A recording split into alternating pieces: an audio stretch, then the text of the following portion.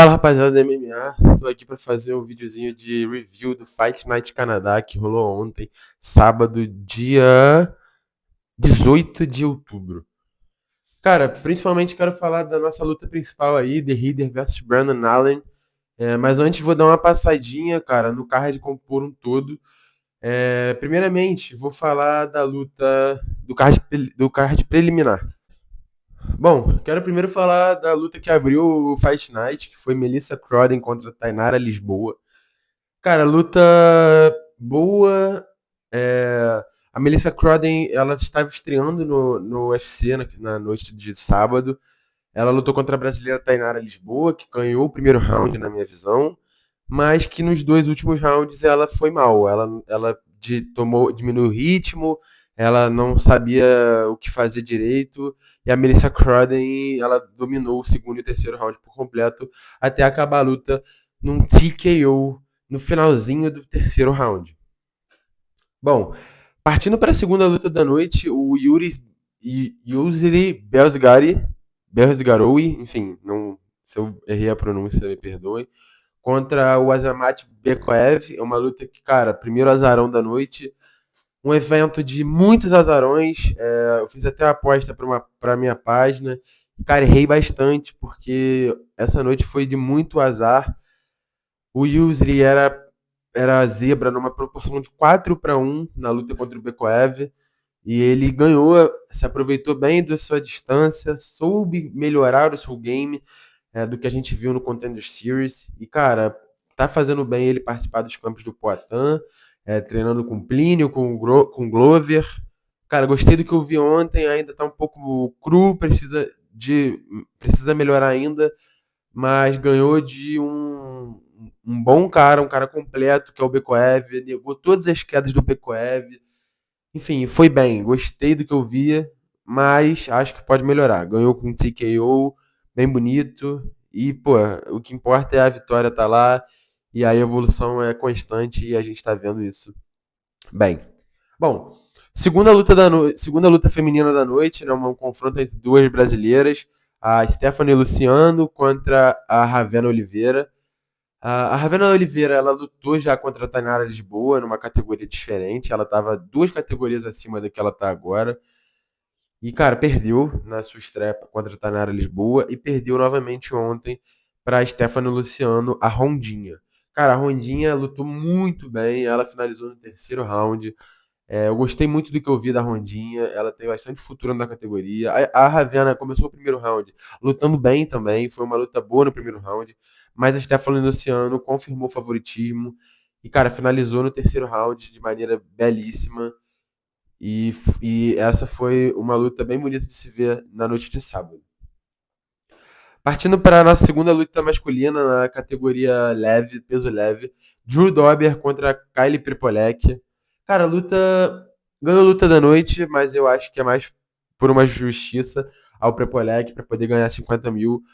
Porque, cara, a luta ela tava bem parelha. O Prepolek chegou bem forte, ganhou o segundo round e chegava bem ao terceiro round, porque ele ia ganhar. O Drew Dober tava pior no segundo e no terceiro round, tinha ganhado o primeiro, mas o Drew Dober foi sem querer, deu um chute na coquilha do Prepolek, que ficou quase 5 minutos no chão, porque é um chute numa região muito sensível, então dói bastante.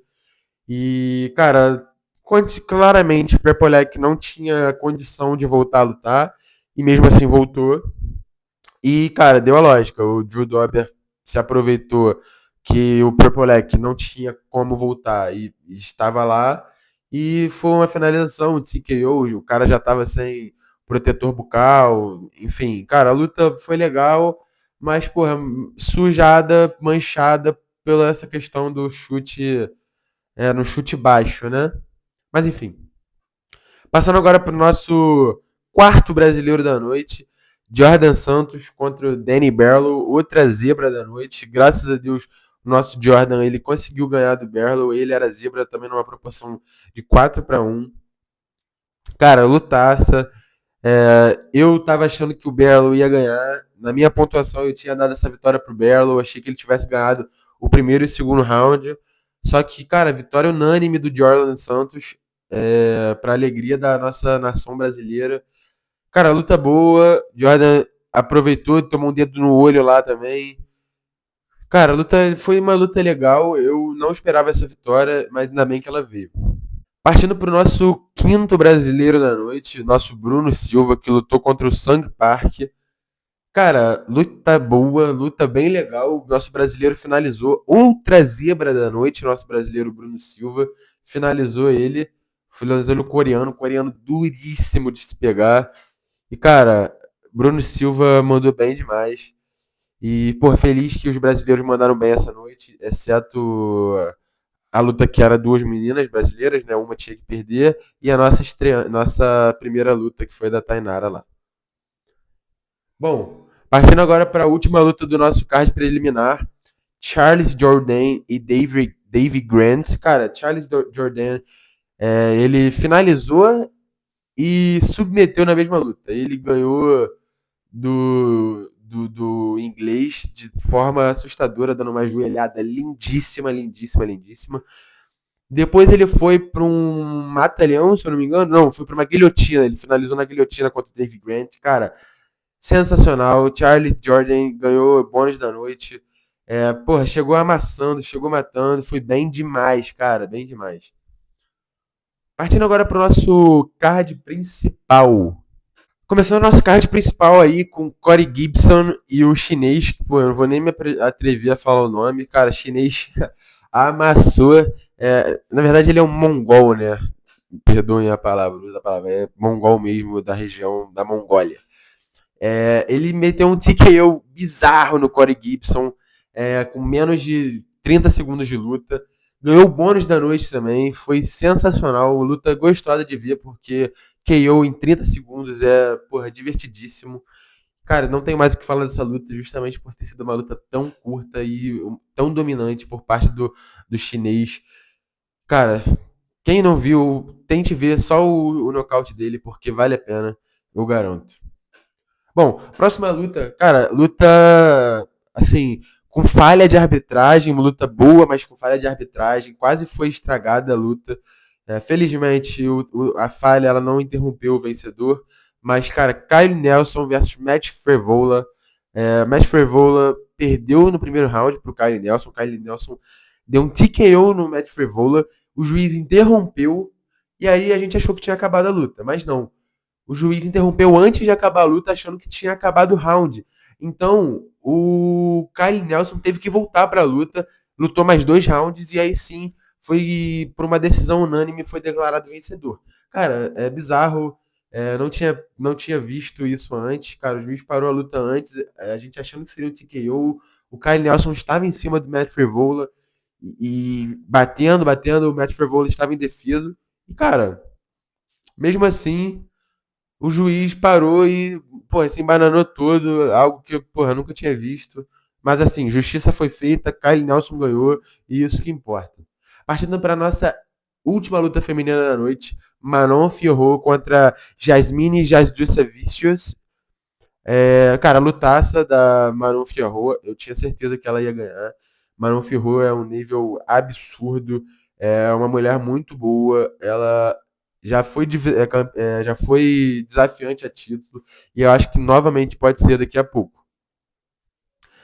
Manon Fiorot finalizou, né, com TKO, ela no primeiro round, pouco antes de 1 minuto e meio. Cara, Manon Fiorot, ela dominou como eu previa antes. Foi uma luta boa. Ganhou o bônus da noite, se eu não me engano. E, cara, não tem muito o que falar, a luta curta também, de dominância da francesa. Partindo para uma luta agora que vai dar o que falar, nosso Marlon Vera contra o Zahabi. A luta, cara, foi para uma split decision, o Zahabi ganhou. Tava em casa, canadense, ganhou em casa. Mas, na minha visão, quem ganhou essa luta foi o Marlon Vera. Acho que os juízes pontuaram errado pro Zahabi. Não é a primeira vez que acontece. Mas, cara, o Marlon Vera saiu muito puto do final da luta. O Zahabi tentou ir lá conversar com ele, ele não quis. Ele anunciaram o resultado, ele foi embora, é, assim, muito estressado. Cara, mas boa luta. Eu previa antes que fosse a luta da noite, não foi. Por uma questão, como eu falei antes, eu acho que quiseram dar justiça pro Drew Dober e o Purple Leck lá. Mas, cara, Marlon Vera e Isa Rabi saíram na mão, porradaria clássica, parecia porradaria de bar, cena ótima de se ver, fã de luta. E, cara, luta boa, acho que um resultado injusto, mas a luta é assim, infelizmente. Dois juízes viram que o Zahabi ganhou e um viu que o Vera ganhou. E é assim que funciona. Partindo para o nosso co-main event of the evening, Kevin Holland versus Mike Malor. Cara, Mike Malor ganhou numa decisão unânime, mas é aquela mesma coisa. Chute nas partes baixas, nos países inferiores do Kevin Holland, que não tinha nenhuma condição de voltar a lutar, e mesmo assim quis voltar. E aí deu a lógica, né? O Mike Malott, que já era um adversário duríssimo, Kevin Holland sentindo dor numa região super vital do corpo, super sensível, acabou perdendo por uma decisão unânime do Mike Malloy. Kevin Holland a gente sabe que é duríssimo, já lutou 5 vezes esse ano, é o atleta que mais lutou no ano e não se recusa a parar lutas. Então, mesmo indisposto ali com a dor, ele foi para cima e contra um adversário duríssimo teve seu preço cobrado. E Mike Malott, outro canadense, vence em casa e faz um show para sua torcida. Apesar da luta ter sido chata, porque o Kevin Holland ficou parado mais de 7 minutos sentindo dor, a luta ele preferiu continuar. O juiz perguntou se ele queria parar, e seria um non contest. Infelizmente ele voltou e vitória de Mike Malott.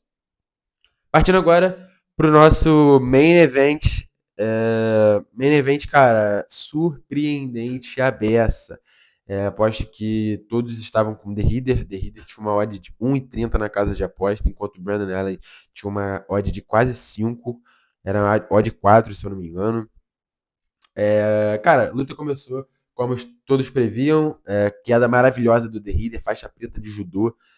Foi bem demais, bem demais.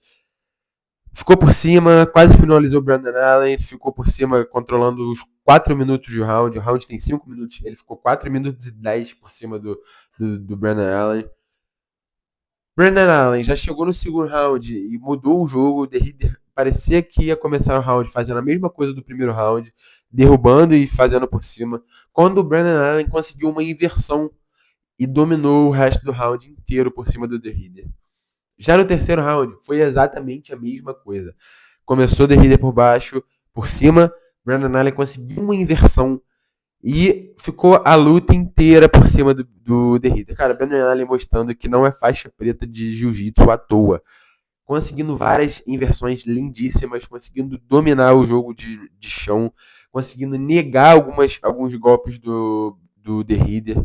Cara, luta boa para quem gosta de jiu-jitsu. Óbvio que o fã médio de UFC gosta da trocação de soco, não gosta muito de jogo de grade, mas, cara, tecnicamente não é tão plástico, mas é algo muito bom de se ver.